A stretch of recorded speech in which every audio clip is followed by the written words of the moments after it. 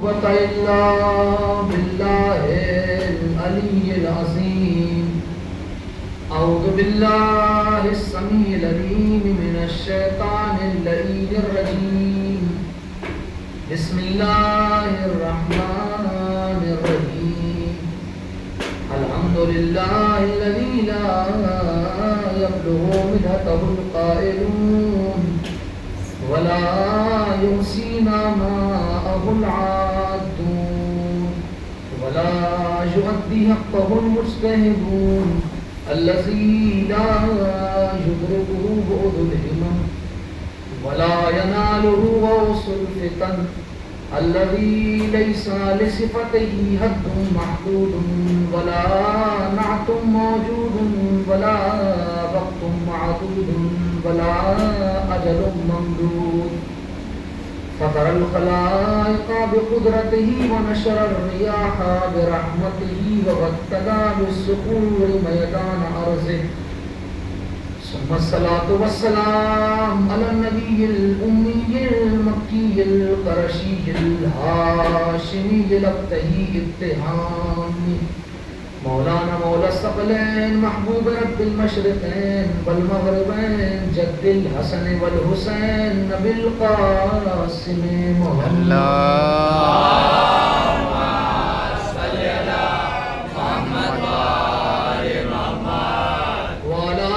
الطيبين الطاهرين المعصومين المظلومين المنتخبين المنتجبين ولعنة الدائمة الباقية ولا أعدائهم أجمعين من الآن إلى قيام يوم الدين. أما بعد فقد قال سبحانه وتعالى في كتابه الكريم بسم الله الرحمن الرحيم.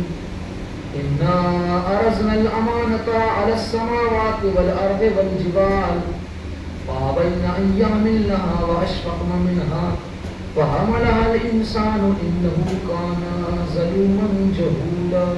سبحان الله. اللهم صل على محمد وآل محمد. حضرات کرام قدر، معزز سامعین کرام، بزرگان مذہب ملت، ماتمداران سرکار سید الشہداء،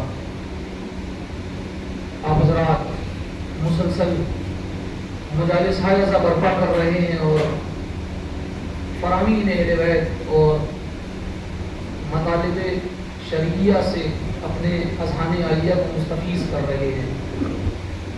جس آیت کو میں نے سرنامہ کلام قرار دیا، خداوند عالم سورہ احزاب کی 72ویں آیت میں ارشاد فرماتا ہے انا ارزنا الامانۃ، ہم نے امانتیں پیش کی، علی السماوات، آسمان کے سامنے، والارض، زمین کے سامنے، والجبال، پہاڑ کے سامنے، فابینا ان یحملنها، زمین نے بھی انکار کر دیا، آسمان نے بھی انکار کر دیا، پہاڑ نے بھی انکار کر دیا کہ ہم اس کا بوجھ نہیں اٹھا سکتے، واشفقن منها، اور لرز اٹھے تینوں کہ ہم سے اس کا بوجھ برداشت نہیں ہوگا، وحملها الانسان، اس کے بعد اس امانت کا بوجھ انسان نے اٹھا لیا، انہو کان ظلوما جہولا، کیونکہ انسان اپنے حق میں ظالم بھی ہے اور نادان بھی ہے.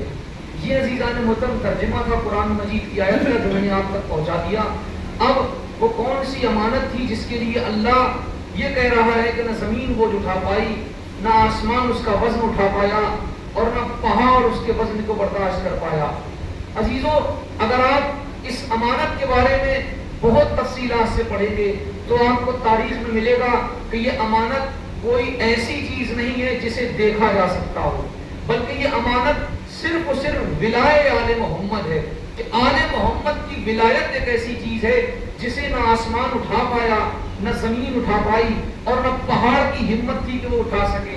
اسی لیے نہج البلاغہ میں علی نے کہا تھا انی احبنی جبل لتحرک، اگر پہاڑ علی سے محبت کرنے لگے گا تو پہاڑ ریزہ ریزہ ہو جائے گا. اس کا مطلب عزیزان محترم میں تمہید بنا رہا ہوں ابھی، اس کا مطلب یہ ہوا کہ اگر امانت جو آسمان زمین پہاڑ نہیں اٹھا سکے وہ امانت انسان نے اٹھا لی.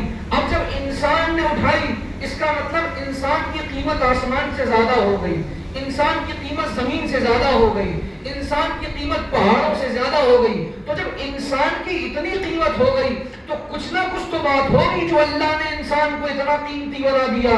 کہ اللہ نے انسان کو اتنا قیمتی اس لیے بنایا کیونکہ اس کا جو دل ہے, اس دل میں دو موتی پائے جاتے ہیں. ایک موتی محبت اہل بیت کا ہے, ایک موتی ہے اہل بیت کے دشمنوں سے نفرت کا موتی. اب جس کے دل میں دونوں موتی سلامت رہیں گے, یعنی اہل بیت سے محبت بھی رہے گی اور دشمنان اہل بیت سے نفرت بھی رہے گی, تو اس کی قیمت اتنی بڑھتی چلی جائے گی کہ اگر وہ چوراہے پر بیٹھ کر مٹی کا مکان بنا دے گا تو وہ جنت کے نام سے خرید لیا جائے گا. انسان کی قیمت اتنی بڑھ جائے گی. اور یہ موتی بلند کیسے ہوں گے, ان موتی میں صداقت کیسے آئے گی کہ جیسے جیسے انسان کا پیمانہ معرفت لبریز ہوتا چلا جائے گا, انسان کی معرفت بڑھتی چلی جائے گی, ویسے ویسے انسان کی قیمت بھی بلند ہوتی چلی جائے گی, انسان کی عظمت بھی بلند ہوتی چلی جائے گی. اب میں ایک واقعہ آپ کی سماعتوں کے حوالے کروں گا. وہ واقعہ تھوڑا لطیفے کے انداز میں, لیکن اس کو سنیے گا. ایک شخص امام کے پاس آیا, آنے کے بعد کہنے لگا, امام مجھے معرفت چاہیے, مجھے معرفت چاہیے. چھٹے آقا کا دور ہے. امام کے پاس جتنے نوجوان کھڑے ہوئے تھے, چونکہ امام سفر پہ تھے, امام نے کہا نوجوانوں اس بوڑھے کو پکڑو اور دریا میں پھینک دو. آیا تھا معرفت مانگنے کے لیے, اور امام کوئی ایسا کام کر نہیں سکتے جس میں مورل ویلیوز نہ ہو, جس میں اخلاق نہ پایا جاتا ہو. بھائی آپ کے سامنے اگر کوئی آپ سے کچھ مانگنے کے لیے آئے تو کیا آپ اس کے ساتھ یہی کریں گے کہ اسے دریا میں پھینک دیں؟ کہیں گے ایک تو آپ نے اس کی مدد نہیں کی, اوپر سے آپ بدتمیزی کرنے لگے. تو امام بدتمیزی تو کر نہیں سکتے. امام عصمت کا پروردہ ہے, معصوم کی آغوش میں آیا ہے اور خود بھی معصوم ہے, اور اس کا وارث ہے جس کے لیے قرآن میں اللہ نے کہا انکا لعلی خلق عظیم, پیغمبر آپ اخلاق کی سب سے اعلیٰ منزل پر فائز ہے. تو امام بد اخلاقی تو کر نہیں سکتے. پھر سبب کیا تھا جو نوجوانوں سے کہا اسے دریا میں پھینک دو, اور نوجوانوں نے جیسے ہی دریا میں پھینکا, اب اس نے آوازیں لگانا شروع کر لی. کبھی اس سے کہہ رہا ہے مجھے بچاؤ, کبھی اس سے کہہ رہا ہے مجھے بچاؤ, لیکن بچا کوئی نہیں رہا ہے کیونکہ امام کے حکم سے پھینکا ہے. تو بچایا کیسے جائے گا؟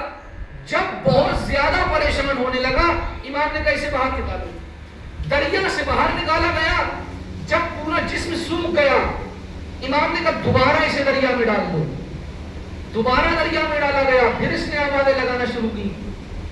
آوازیں لگاتے لگاتا تھک گیا, کسی نے مدد نہیں کی. امام نے کہا پھر نکال دو. نکال لیا گیا. تیسری مرتبہ عزیزوں امام نے کہا پھر اسے دریا میں ڈالو, کیونکہ یہ بار بار سوال کر رہا تھا, امام مجھے معرفت دے دیجئے, مجھے معرفت دے دیجئے. جب تیسری مرتبہ امام کے حکم سے اسے دریا میں ڈالا گیا اور یہ دریا میں پہنچا, پہنچنے کے بعد جب پہلی 2 مرتبہ پھینکا گیا تو آنکھیں کھول کر پانی میں موجود تھا. جب تیسری مرتبہ بھیجا گیا تو آنکھیں بند کر لی. آنکھیں بند کر لی اور تھوڑی دیر کے بعد کیا دیکھا, امام نے اپنا ہاتھ بڑھا کر اسے پانی سے نکال لیا. امام نے اپنا ہاتھ بڑھا کر اسے پانی سے نکال لیا. اب جیسے وہ باہر آیا, امام نے کہا معرفت چاہیے کہ نہیں؟ امام معرفت مل گئی. امام مجھے معرفت نہیں چاہیے, معرفت مل گئی. ابھی تو یہ لطیفہ نہیں ہے, عبرتناک واقعہ ہے. معرفت مل گئی. تمام نوجوانوں نے پوچھا امام آپ تو بار بار اسے دریا میں پھینکنے کے لیے کہہ رہے تھے اور ہم اسے دریا میں پھینک دے رہے تھے, اس کو معرفت ملی کیسے؟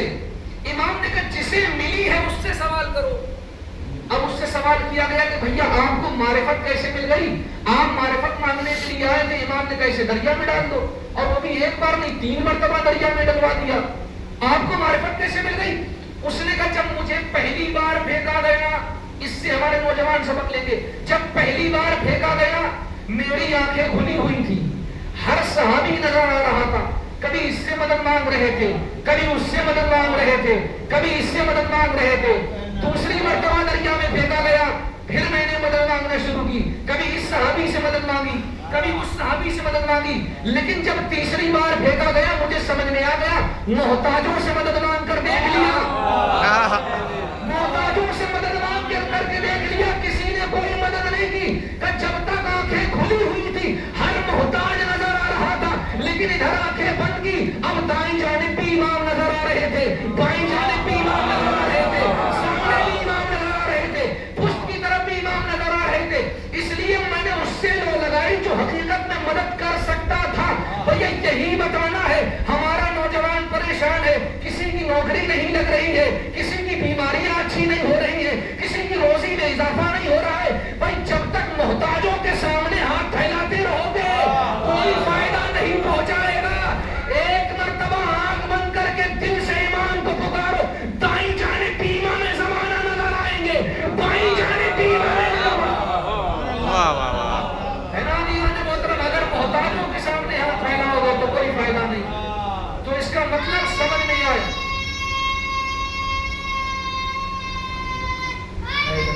اگر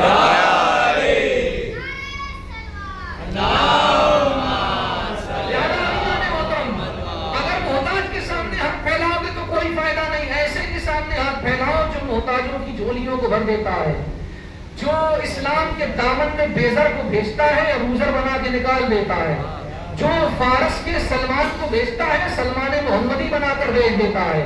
اس لیے کیونکہ ان لوگوں نے اپنے آپ کو کبھی بیچا نہیں، اور دل سے امام کو پکارو، زبان سے نہیں۔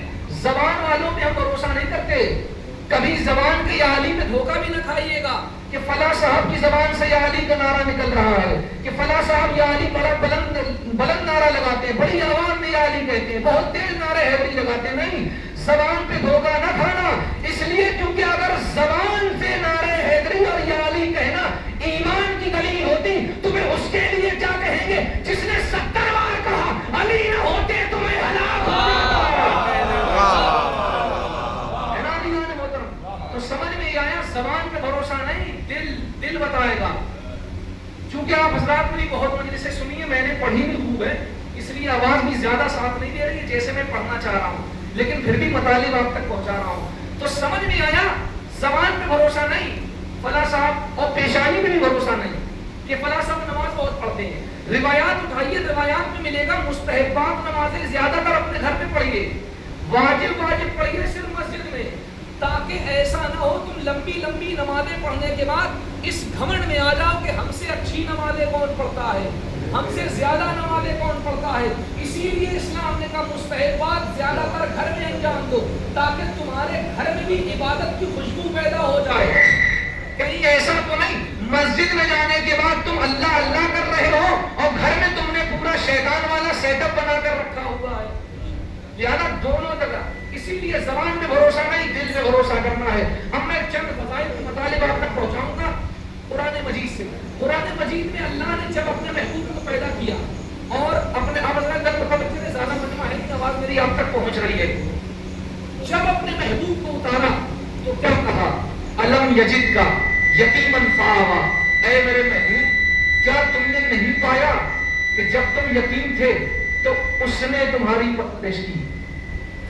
جب تم یتیم تھے اس نے، اللہ اپنے آپ کو بھی کہہ رہا ہے اور ایک شخص کو اور کہہ رہا ہے، اس نے تمہاری پر تربیت کی۔ اب عربی زبان میں پالنے کے لیے دو لفظ استعمال ہوتے ہیں، ایک لفظ استعمال ہوتا ہے مربی کا، ربوبیت کا، ایک لفظ ہوتا ہے فآوا۔ ربوبیت کا مطلب بھی پالنا ہوتا ہے، فآوا کا مطلب بھی پالنا ہوتا ہے۔ ربوبیت کے لیے یہ ضروری نہیں ہے کہ انسان اپنے گھر میں رکھ کے پالے، ہو سکتا ہے آپ کے گھر میں وقت پر آپ کو کھانا پہنچاتا رہے، یہ بھی ربوبیت ہے۔ فآوا لیکن بتا رہا ہے کہ اپنے گھر میں رکھ کے جب پالا جائے گا تب اس کو کہا جائے گا کہ گھر میں رکھ کر تربیت کی جا رہی ہے۔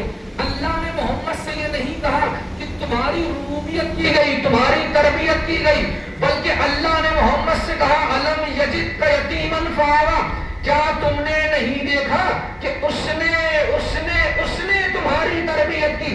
بھیا جب تاریخ کو ہم نے پڑھا کون ہے ایسا جس نے محمد کی تربیت کی، تو پتا چلا ابو طالب نے تربیت کی۔ اب میرا سوال اللہ سے صرف اتنا ہے، اگر تو اپنے لیے کہہ رہا تھا کہ ہم نے تمہاری تربیت اپنے گھر، ایک صلوات پڑھے بابا زبان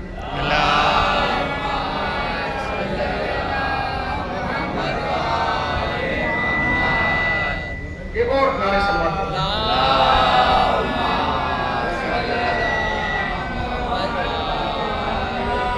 لہذا علی جان محترم، اللہ نے کہا ہم نے تمہاری تربیت کی، ہم نے تمہاری تربیت کی، اور کہا اپنے گھر میں رکھ کر تربیت کی۔ علی سے یہ بات نہیں کہی، رسول سے یہ بات کہی ہے محمد جب تم یتیم تھے تو تمہاری تربیت ہم نے اپنے گھر میں رکھ کر کی۔ جب ہم نے تاریخ کو پڑھا اللہ کا گھر ہے کعبہ، لیکن محمد تربیت پا رہے ہیں ابو طالب کے گھر میں، اور اللہ کہہ رہا ہم نے تمہیں اپنے گھر میں تربیت دی۔ اگر محمد کو اپنے گھر میں تربیت دینا تھی تو کعبے میں اتار دیتا، ابو طالب کے گھر میں کیوں پیدا کر دیا؟ اگر محمد کی تربیت اللہ اپنے گھر میں کرنا چاہ رہا تھا تو کعبے میں اتارتا، ابو طالب کے گھر میں کیوں اتار دیا تھا تمہیں معلوم نہیں؟ ابو طالب کے گھر میں اتار کر ہم نے ابو طالب کے لقمے کے پاک ہونے کا اعلان کر دیا اور دنیا کو بتایا جس کے گھر میں نبی پیدا ہو جائے اس کا لقمہ طیب و طاہر ہوتا ہے، نجس نہیں ہوتا۔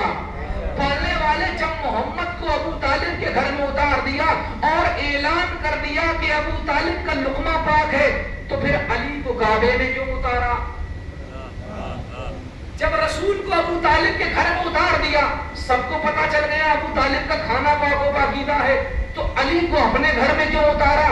کہ محمد کو اتار کر بتایا کہ ابو طالب کا کھانا پاک ہے، علی کو کعبے میں اتار کے بتایا ابو طالب کا خون بھی پاک ہے۔ ابو طالب کا خون بھی پاک ہے اس لیے کیونکہ نجس خون کعبے میں نہیں اترتا۔ لہذا اگر تمہارے دلوں میں بغض ہے، تمہارے دلوں میں دنیا کی محبت بسی ہوئی ہو، دنیا کے مال و دولت کی محبت دل میں بسی ہو، تو اس کوشش میں نہ رہنا کہ علی آ جائیں گے، علی آ جائیں گے، علی آ جائیں گے، اس لیے کیونکہ علی کعبے میں آتا ہے، بت کدے میں نہیں آتا۔ علی کعبے میں آتا ہے، بت کدے میں نہیں آتا۔ چچا اور بھتیجے کے بارے میں تو آپ نے فضائل سنے، ہر انسان نے کہہ دیا کہ علی کا کعبے میں آنا علی کا کمال تھوڑی ہے، علی کا کعبے میں آنا علی کا کمال تھوڑی ہے۔ اچھا ایک جملہ اردو ادب کا سناؤں گا آپ کو، اور پکرایا والے ہماری بستی کے بالکل قریب ہے اور ہم بھی آپ کی بستی کے قریب ہیں، اور الحمدللہ ہماری بستی کے لوگ، ہمارے یہاں کے جتنے اہل تشیع ہیں سب اردو اچھی سمجھتے ہیں، ورنہ ہم نے خود دیکھا ہے بعض علاقے ایسے بہت زیادہ آبادیاں ہیں لیکن اردو نہیں آتی۔ تو اردو کا جملہ سناؤں گا، بس امتحان آپ کی سماعتوں کا ہے کہ آپ اس کو کیسے اپنے اذان عالیہ تک اتاریں گے اور کیسے آپ حضرات دعاؤں سے نوازیں گے۔ آپ حضرات نے ہمیشہ سنا ہوگا پیغمبر نے علی کو اپنی زبان چسائی، پیغمبر نے حسن کو اپنی زبان چسائی، پیغمبر نے حسین کو اپنی زبان چسائی۔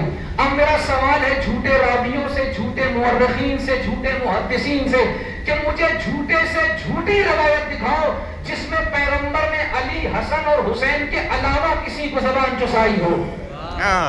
ابھی جملہ میں نے پہنچایا نہیں آپ تک، مجھے جھوٹے سے جھوٹی روایت دکھاؤ جس میں پیغمبر نے حسن، علی اور حسین کے علاوہ کسی کو زبان چسائی ہو۔ مطلب بالکل واضح ہو گیا کہ پیغمبر نے علی، حسن اور حسین کے علاوہ کسی کو زبان نہیں چسائی۔ اس کا مطلب یہ ہوا نبی نے قدموں میں سب کو بٹھایا، منہ کسی کو نہیں لگایا۔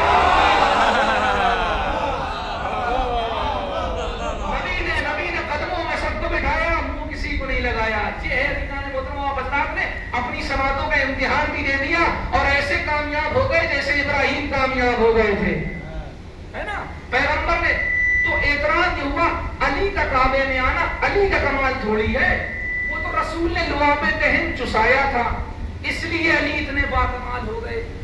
عزیزوں رسول نے لعاب دہن ایسے نہیں چسایا علی کو، نبی ہے، نبی ہم سے زیادہ جانتا ہے، یہ بھی جانتا ہے آنے والے دور میں سوال کیا کیا کیے جائیں گے۔ نبی جب پہنچے اور بنت اسد کی آغوش سے علی رسول کی آغوش میں آئے، آغوش میں آنے کے بعد رسول نے کہا، آپ نے یہی سنا ہوگا کہ علی نے کہا، میں بتا رہا ہوں رسول نے کہا علی ذرا توریت سناؤ، علی ذرا زبور سناؤ، علی ذرا انجیل سناؤ، علی ذرا قرآن تو سناؤ۔ ابھی قرآن نازل نہیں ہوا ہے، ادھر رسول نے امتحان لیا، علی نے چاروں صحیفوں کی تلاوت کی، اب رسول نے اپنا لعاب دہن علی کے دہن میں ڈالا تاکہ دنیا کو بتا دیا جائے علی کو دنیا میں نہیں پڑھایا جا رہا ہے، پڑھا لکھا کر بھیجا گیا ہے۔ یہ مسلمانوں کی پرانی عادت ہے کہ یہ آدھی راستہ پہ رک جاتے ہیں، اس سے آگے بڑھتے نہیں۔ جمعے کی نماز کو اتنی اہمیت دیتے ہیں کہ صاحب اگر کوئی نہ پڑھتا دکھائی دیتا صاحب کافر ہو گئے۔ جمعے کی نماز کی ایک بہت اہمیت ہے اور الحمدللہ آپ کی بستی میں تو نماز جمعہ ہوتی ہے، ہم لوگ اس شرف سے ابھی محروم ہیں۔ لہذا دیدان محترم سمجھ نہیں آیا کہ مسلمان کی پرانی عادت ہے آدھی فضیلت میں رک جاتا ہے، آگے بڑھتا ہی نہیں۔ ہر مہینے میں 4 جمعے، ہر جمعے میں سورہ جمعہ کی تلاوت، اور کون سا سورہ جمعہ؟ هو الذی بعث فی الامین رسولا منہم، اللہ نے امیین میں سے ایک رسول بھیجا۔ مسلمان کی پرانی عادت آدھے راستہ میں رکنے والی، اسلام لینے کے لیے گھر سے نکلا، غار میں رک گیا، غدیر پہ پہنچا ہی نہیں، غار میں رک گیا دلیل پہ پہنچے نہیں، ایسی آیت کو آدھا سمجھا اور اسی میں ختم کر دیا کام، کہ اللہ نے تو رسول کو ان پڑھ بنا کر بھیجا ہے، یہ پڑھائی نہیں، یعلمہم الکتاب، وہ تمہیں کتاب و حکمت کی تعلیم بھی دے گا۔ بھیا جو پڑھانے آیا ہو وہ ان پڑھ کیسے ہوگا؟ کیا کہنا؟ جو پڑھانے آیا ہو وہ ان پڑھ کیسے ہوگا؟ مجھے اس بات کی دلیل نہیں دینا ہے، مجھے تو صرف مسلمانوں کی ذہنی کثافت پر شک ہو رہا ہے۔ بھیا دنیا کے جھوٹے سے جھوٹے لیڈر اپنے نبیوں کی، اپنے لیڈرز کی جھوٹی تعریفیں کرنے لگتے ہیں، مسلمان محمد کی سچی تعریف بھی نہیں کرتا، جو حقیقی تعریف ہے اسے بھی چھپا لیتا ہے۔ کہ امیین میں سے رسول بھیجا، رسول ان پڑھ نہیں تھے، لیکن آدم کو پڑھا لکھا مانتے ہیں، نوح کو پڑھا لکھا مانتے ہیں۔ بھیا آدم کی زندگی میں تو ہمیں کبھی نہیں ملا کہ آدم نے کہا ہو لاؤ کاغذ اور قلم لے آؤ، محمد نے ضرور کہا بتاؤ جاہل کاغذ اور قلم مانتا ہے یا پڑھا لکھا کاغذ اور قلم مانتا ہے؟ محمد نے تو کاغذ اور قلم مانگا۔ اب میں یہ سب آپ حضرات جانتے کہ میں نے تمہیداً عرض کر دیا، اب میں صرف یہ بتاؤں گا کہ محمد کو ان پڑھ کہا کیوں گیا۔ ایک مثال دوں گا بالکل آسان کی، میری کوشش یہ رہتی ہے کہ آپ کے ذہنوں تک اپنی بات پہنچا دوں۔ مثال کے طور پر میں ہی آپ کو پکرایا کہ کسی ایک ایسے ہوٹل میں مل جاؤں جہاں پر شریعتاً کھانا جائز نہ ہو، تو آپ حضرات جانتے ہیں شریعتاً کھانا جائز کہاں نہیں ہے، انما المشرکون نجس، مشرکین نجس ہیں، لہذا ان کا چھوا ہوا نجس ہے، اگر خشک ہے تو کھا سکتے ہیں لیکن اگر تری والی چیز ہے تو نجس ہے، کیونکہ اس نے اللہ کا انکار کر دیا، جو اللہ کا انکار کر دے وہ نجس ہو جاتا ہے۔ رسول کو ان پر کیوں کہا گیا؟ میں کسی ایک ایسے ہوٹل میں مل جاؤں جہاں شریعت کے اعتبار سے کھانا کھانا جائز نہ ہو، اور اتفاق سے میں ایسی جگہ ڈھونڈ کر جاؤں گا جہاں بستی کا کوئی نہ آتا ہو، اور میری مقدر، میری قسمت کا کیا کہنا، اسی دن کوئی نہ کوئی کسی بستی سے پہنچ جائے، اور پہنچنے کے بعد کہ مولانا آپ تو منبر سے تقریر کر رہے تھے کہ فلاں کا کھانا جائز نہیں ہے، یہ کون سی بات ہوئی جو آپ کر رہے ہیں؟ اب مولوی حربے سب جانتا ہے، اس سے زیادہ ہتھ کنڈے کسی کو نہیں آتے، وہ اپنے بچاؤ کے لیے ہر چیز کا سہارا لے لیتا ہے۔ اب میں اپنے آپ کو بچانے کے لیے تین چیزیں رکھوں گا۔ سب سے پہلے تو قرآن کی آیات میں نظر دوڑاؤں گا کہ شاید کوئی آیت ایسی مل جائے جو ان سے جان چھڑا لوں، کوئی ایسی آیت مل جائے جو انہیں سنا دوں اور اپنی جان بچا لوں۔ لیکن جب مجھے جتنی آیات یاد کی میں نے ہر آیت کو پڑھا، ہر آیت کا ترجمہ دیکھا، تفسیر دیکھی، قرآن نے میرا ساتھ نہیں دیا۔ اب میں نے کہا جب قرآن نے ساتھ نہیں دیا تو کوئی حدیث مل جائے، جھوٹی حدیث مل جائے، ابو ہریرہ کی حدیث مل جائے، لیکن جب حدیثیں پڑھی مجھے کوئی حدیث نہیں ملی جو میرا ساتھ دے دے۔ پھر میں نے کہا نہ قرآن نے ساتھ دیا نہ حدیث نے ساتھ دیا، چلو کوئی روایت ڈھونڈ لیتے ہیں۔ اب جب روایات ڈھونڈی، روایات میں بھی کوئی ایسا بہانہ نہیں ملا جس کے ذریعے میں اپنے کام کو جائز ثابت کر دوں اور آپ کو قانع کر دوں۔ جب تینوں طریقے استعمال کر لیے، یہ میں نے مثال بنائی تھی تاکہ آپ حضرات تک اپنی بات پہنچا دوں، لیکن بات اب شروع ہو رہی ہے، بالغور سنیے گا عزیزان محترم۔ جب قرآن نے میرا ساتھ نہیں دیا، حدیث نے میرا ساتھ نہیں دیا، روایت نے میرا ساتھ نہیں دیا، اب ہم نے کوشش یہ کی کہ آپ کے دماغ کو ٹٹولیں اور دیکھیں کہ میرے علاوہ آپ کے دماغ میں کون سا ایسا مولوی ہے جس کی سب سے زیادہ عزت ہے، جس کی سب سے زیادہ عزت ہے۔ تو میں نے کہا فلاں صاحب ان کے دل و دماغ پر چھائے ہوئے ہیں، یہ فلاں عالم کی بہت عزت کرتے ہیں۔ میں نے کہا جناب آج آپ آ گئے ہیں تو آپ کو میں نظر آ رہا ہوں، ذرا فلاں روز آئیے گا، فلاں مولوی صاحب بھی اسی ہوٹل میں آتے ہیں، فلاں مولوی صاحب بھی اسی ہوٹل میں آتے ہیں۔ سمجھ میں آیا؟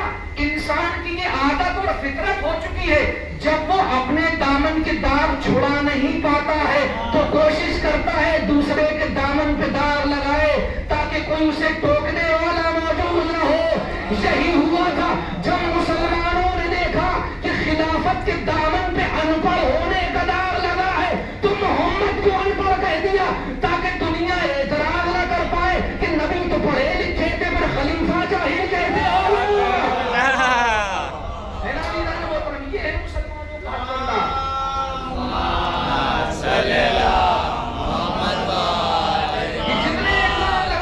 جتنے الزام لگائے گئے سب صرف اس لیے لگائے گئے تاکہ مناقب اہل بیت کو چھپا دیا جائے، فرامین اہل بیت میں تبدیل اور رد و بدل کر دیا جائے۔ لیکن دنیا کو کیا معلوم، نور خدا ہے کفر کی حرکت میں خندازن، بھوکوں سے یہ چراغ بجھایا نہ جائے گا، ہے نا، بھوکوں سے یہ چراغ بجھایا نہ جائے گا۔ تو عزیزان محترم سمجھ نہیں آیا، اب یہی چچا، اور میں مجلس ختم کر رہا ہوں، چچا اور بھتیجے ہیں، کیونکہ مجھے 11 بجے سید نگر میں مجلس پڑھنا، چچا اور بھتیجے، ان کی بات کو آپ سنیے۔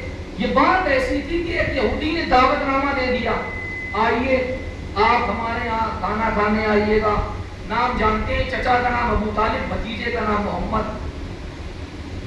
اور جب بلایا گیا، رسول اور چچا پہنچے، دسترخوان لگا دیا گیا، بہترین کھانا رکھا گیا، اچھے اچھے گوشت، عرب والے ویسے بھی کھانے میں مشہور ہیں، تو کھانا لگایا گیا، لیکن کھاتے ہیں صرف، کرنا کچھ نہیں آتا، دنیا نے دیکھ لیا، میں پڑھوں گا نہیں اشارہ، آپ اللہ سمجھتے ہیں۔ دسترخوان لگایا گیا، جیسے ہی وہ یہودی اندر گھر میں گیا دوسرا سامان لینے کے لیے، رسول نے کان میں چچا جان کے کہا میں کھانا نہیں کھاؤں گا۔ کس کے کان میں کہے؟ ابو طالب کے کان میں، میں کھانا نہیں کھاؤں گا۔ کیوں؟ کہ اس لیے کیونکہ جو کھانا ہمارے سامنے رکھا گیا ہے، اس جانور کو حرام طریقے سے ذبح کیا گیا ہے۔ پر نبی کے سامنے ذبح نہیں ہوا ہے، گوشت دیکھ کر بتا دیا کہ یہ حرام طریقے سے ذبح کیا گیا ہے۔ یا نبی اللہ بتا کسی کافر کو کیوں رہے ہیں، مسلمان کو بتائیے۔ یا نبی اللہ کسی کافر کے کان میں کیوں کہہ رہے ہیں، کسی مسلمان کو بتائیے۔ عزیزوں محمد ابو طالب کے کان میں ابو طالب کو نہیں بتا رہے ہیں کہ میں حرام گوشت نہیں کھاتا، بلکہ دنیا کو بتا رہے ہیں کہ دنیا جان لے جو محمد 53 برس تک ابو طالب کے دسترخوان کی روٹیاں کھاتا رہا ہو، وہ ابو طالب کا لقمہ اس ابو طالب کا لقمہ نجس نہیں ہوتا۔ اب ایک مثال پھر میں نے بنا دی، اس کو سن لیجیے گا اور ربط مسائل دے دوں گا۔ بالفرض میں ایک ایسے شہر میں رہتا ہوں جہاں پر چند مسلمان رہتے ہوں اور مسلمانوں کے علاوہ دوسرے لوگ زیادہ رہتے ہوں، اور اتفاق یہ ہو کہ تمام مسلمان کسی نہ کسی وجہ سے اپنے وطن کو چھوڑ کر چلے جائیں اور میں اکیلا تنہا رہ جاؤں اور میرے گھر پر بھی تالا پڑا ہو۔ اب مجھے وہاں پر ایک میرا ایسا دوست ملے، شریعت نے جس کا کھانا جائز نہیں قرار دیا ہے، شریعت نے جس کا کھانا حرام قرار دیا ہے، تو میرا دوست تو یہی کہے گا چلیے ہمارے ساتھ چلیے، ہمارے گھر پہ رکیے۔ تو میں یہی اس سے کہوں گا کہ بھیا یہ بتاؤ میں کھانا کہاں کھاؤں گا، کیونکہ میرا دوست ہوگا نا، جیسے میں پڑھا ہوں ویسے وہ بھی تھوڑا بہت تو پڑھا جانتا ہوگا، وہ سمجھ جائے گا کہ ان کا کہنے کا مطلب کیا ہے، تو اس کا جواب یہی رہے گا مولانا رہ لیجیے گا ہمارے گھر پر، فلاں محلے میں فلاں مسلمان کا ہوٹل ہے، وہاں سے آپ کے لیے کھانا آ جائے گا۔ یعنی کافر اور مشرک کے ساتھ رہنا غلط نہیں ہے، اس کا کھانا غلط ہے۔ اب اگر مسلمان یہی کہہ دے کہ ابو طالب کافر تھے تو کافر کے ساتھ محمد رہتے تھے، تو اس میں کون سی بڑی بات ہو گئی؟ تو مسلمانوں سے میں یہی تو سوال کروں گا، 53 برس تک مکے میں ایسے کون سے مسلمان کا ہوٹل تھا جہاں سے محمد کے لیے کھانا آیا کرتا تھا؟ تو مسلمان اس کا جواب نہیں دے پائے گا، اس لیے کیونکہ یہ ابو طالب کے دامن میں داغ لگانا چاہ رہے ہیں، اور ابو طالب کے دامن میں جب ان سے داغ لگ نہیں پا رہا ہے تو رسول کے دامن میں اللہ کہہ رہا ہے فانظر الی آثار رحمت اللہ، اللہ کی رحمت کے آثار کو دیکھو۔ رحمت کبھی کبھی پانی کو بھی کہا جاتا ہے، جب پانی زمین پر برستا ہے تو فوراً پانی نہیں برستا، پہلے بادلوں کی گھٹائیں آتی ہیں، اس کے بعد پانی برستا ہے۔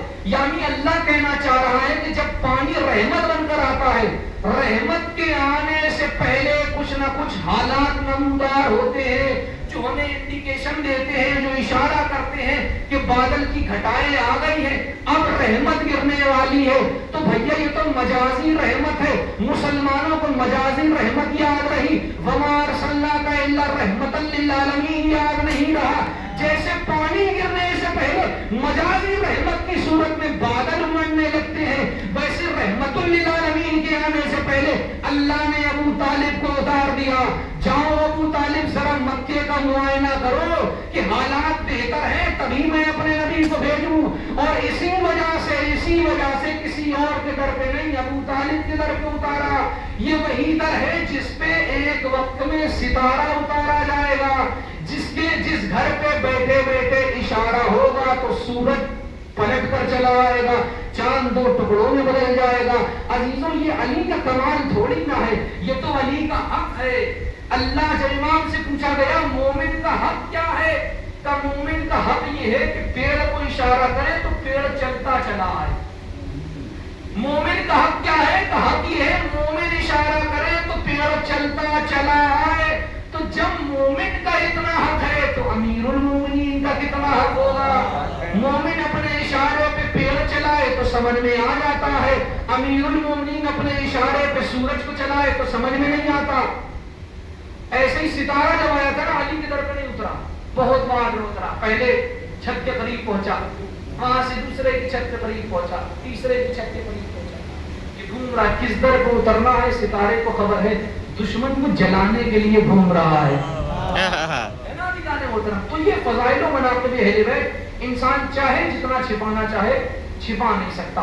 اب میں باقی کی انشاءاللہ فضائل اگلی مجلس میں خدا نے توفیق دی تو بتائی دے محمد والے محمد فرامین اہل بیت اور مضامین آپ تک پہنچاؤں گا. آج عزیزوں آپ حضرات جس مجلس میں بیٹھے ہیں اس مجلس کی مناسبت امام حسین علیہ السلام کے سوئم سے ہے. ہر جگہ امام حسین کا سوئم منایا جا رہا ہے. ہمارے باقی ائمہ بھی ہیں, سوئم کسی کا نہیں منایا جاتا, چیلم کسی کا نہیں منایا جاتا, صرف اور صرف حسین کا منایا جاتا ہے. جانتے ہیں اس کا سبب کیا ہے؟ اس کا سبب یہ ہے کہ جب بھی کوئی امام اس دنیا سے گیا ہے تو اس پہ دل کھول کر رویا گیا ہے. جب بھی کوئی امام اس دنیا سے گیا ہے دل کھول کر سب نے اس پر گریہ کیا ہے. واحد حسین ہے جو اس دنیا سے گیا ہے تو اس وقت کوئی رو نہیں پایا. کیسے روتا آدمی کا محترم, 4 برس کی بچی جب رونا چاہتی تھی تو کوئی تماچے لگا دیتا تھا, کوئی گوشوارے چھین لیتا تھا. عزیزوں زینب کیسے گریہ کرتی اپنے بھائی پر. خبر آئی کہ علی اکبر کے نیزہ لگا, علی اکبر کو رونے بیٹھی تھی, تھوڑی دیر کے بعد خبر آ گئی قاسم کو پامال کر دیا گیا. قاسم کو رونے کے لیے بیٹھی, خبر آئی عباس کے بازو کاٹ دیے گئے. عباس کے رونے بیٹھی, خبر آئی علی اصغر کے گلے پہ تیر لگ گیا. جب سب شہید ہو گئے تو آخر میں خبر آئی کہ ماجایا بھی قتل کر دیا گیا. قلعے زینبیہ پہ زینب آئی, کیا دیکھا کہ شمر ہے اور اپنا خنجر لے کر آگے بڑھ رہا ہے. ایک بوڑھا باپ ہے جو گھوڑے سے زین سے زمین پر آنا چاہ رہا ہے. لیکن کیفیت کیا ہے عزیزوں, چاروں سمت سے تیر چل رہے ہیں, نیزے مارے جا رہے ہیں, تازیانے مارے جا رہے ہیں, جھولیوں میں بھرے ہوئے پتھر حسین پر برسائے جا رہے ہیں. کربلا کی تپتی ہوئی ریت حسین کے زخموں پہ چھڑک چھڑک کر لوگ حسین پر ظلم کر رہے ہیں. انیس میر انیس کہہ رہے ہیں, چلتے تھے 4 سمت سے بھالے حسین پر, چلتے تھے 4 سمت سے بھالے حسین پر, ٹوٹے ہوئے تھے پرچیوں والے حسین پر, یہ دکھ نبی کی گود کے پالے حسین پر. ارے قاتل تھے خنجروں کو نکالے حسین پر, گرتے تھے پر سنبھالنے والا کوئی نہ تھا. ارے تیرے ستا نکالنے والا کوئی نہ تھا. جزاکم ربکم خیر الجزا. عزیزو حسین کے مسائل سننا تو بلند آواز میں گریہ کرنا, اس لیے کیونکہ اگر آپ کو رونے میں شرم محسوس ہو رہی ہو نا تو صرف سوچ لینا کہ تم سن رہے ہو کہ علی اکبر کے نیزہ لگا, حسین نے دیکھا تھا کہ علی اکبر کے کیسے نیزہ لگا. تم صرف سن رہے ہو کہ علی اکبر کے گلے پہ تیر لگا, حسین کی آغوش میں علی اکبر کے جب تیر لگا. تم نے صرف سنا ہے کہ سکینہ کے رخساروں پر تماچے لگائے گئے, لیکن سید سجاد نے سکینہ کے رخساروں پر نشان دیکھے ہیں. تم نے صرف سنا ہے کہ وہ شوارے چھینے گئے. ارے زینب نے دیکھا ہے کہ سکینہ کے کانوں سے لہو بہ رہا تھا, گرتے تھے پر سنبھالنے والا کوئی نہ تھا. ارے تیرے ستم نکالنے والا کوئی نہ تھا. اب حسین کی کیفیت ملاحظہ کیجیے گا, گر کر کبھی اٹھے کبھی رکھا زمین پہ سر, گر کر کبھی اٹھے کبھی رکھا زمین پہ سر, کروٹ کبھی طرف کے ادھر لی کبھی ادھر. ارے اگلا لہو دہن سے تو تھاما کبھی جگر, حسرت سے بھی خیام کی جانب کبھی نظر. ارے گر کر اٹھے تو زخموں سے پرچھی کے پھل گرے, کچھ اور تیر گڑ گئے جموں کے بل گرے. دلوں میرا مولا زین سے زمین پر آ گیا. تاریخ میں 2 جنازے ہیں جن پر تیر برسائے گئے. حسن کے جنازے پر تیر برسائے گئے, حسین کا जनाजा तीरों पर मुअल्लक था, शिब्र कुंद खंजर लेकर आगे बढ़ा। रवायात बताती है खंजर कुंद में ही था अमीबाने मोहतरम। जब शिब्र ने चाहा कि हुसैन को अजियत देकर कत्ल किया जाए, शिब्र ने एक मरतबा हुसैन की जुल्फों में हाथ डाला। जुल्फों में हाथ डालने के बाद हुसैन को घसीटता हुआ किले ज़ैनबिया के करीब ले गया, जहां से ज़ैनब को साफ साफ नजर आ रहा था कि भाई को कत्ल किया जाने वाला है। अब तारीख में लिखा, शिब्र ने पत्थर पे खंजर को मारना शुरू किया, खंजर को कुंद कर लिया। अब जब गले को काटना चाह रहा है ना, तो हुसैन का गला कटता नहीं। हुसैन कह रहे हैं शिब्र इतनी आसानी से गला नहीं काट पाएगा।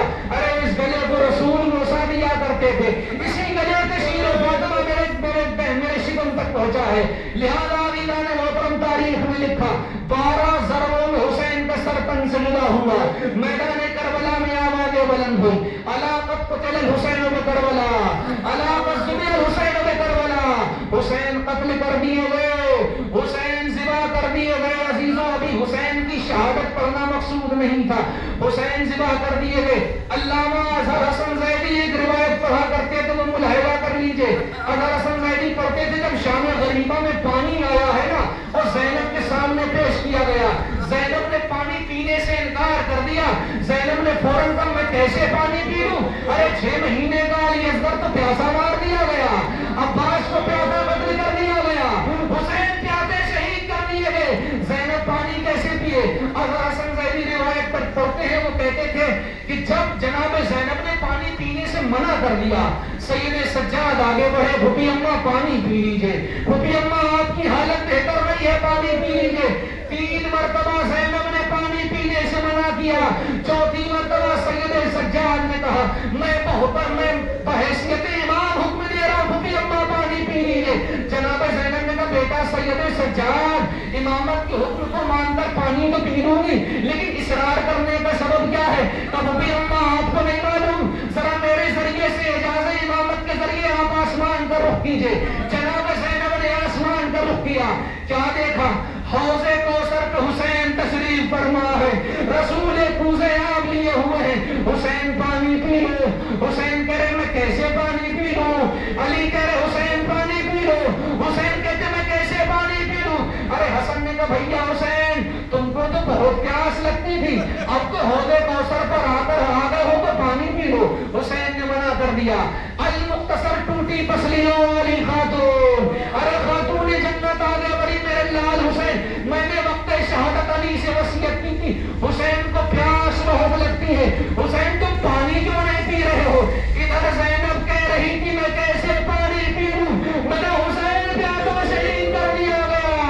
अरे उधर हुसैन ने कहा, अम्मा हुसैन तो हौज़े कौसर पे पहुंच गया, मुझे क्या मालूम ज़ैनब तक पानी पहुंचा नहीं पहुंचा। अरे ज़ैनब प्यासी रह जाए, हुसैन पानी पी ले। ये भाई और बहन की मोहब्बत में कैसे